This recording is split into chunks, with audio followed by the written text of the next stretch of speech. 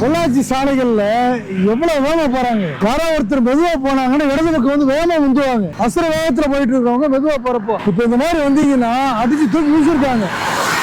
போன வாரத்தில் நடந்த சம்பவம் தான் அது. 3 பேர் அந்த இடத்துலயே காலி. 3 பேர் மருத்துவமனை என்ன நிலைமையில் இருக்காங்கன்னு தெரியல. ஐயா இதுல வரலாங்களா? டீ கடைக்கு போன பத்திரமா போனா தான் டீ குடிக்க முடியும். சுத்தி வாங்க. போன வாரத்தில் அந்த இடத்துல 2 பேர் இறந்துட்டாங்க அடிபட்டதுல. 3 பேர் 4 பேர் மருத்துவமனையில என்ன நிலைமையில் இருக்காங்கன்னு தெரியல. சரியா? டீ குடிக்க போறதுக்கு ஒரு வழி பாதையில போய் மாட்டிக்காதீங்க. ஆமா சரியா? ஆமா எச்சரிக்கையா இருங்க. ஆமா போன வாரத்துல தான் நடந்திருக்குது. ஆமா கவனத்தோட இருக்கு. ஒரு வழி பாதையில எங்கேயுமே எப்பவுமே போகாதீங்க. எப்பவுமே அந்த பழக்கத்தை பழகுங்க.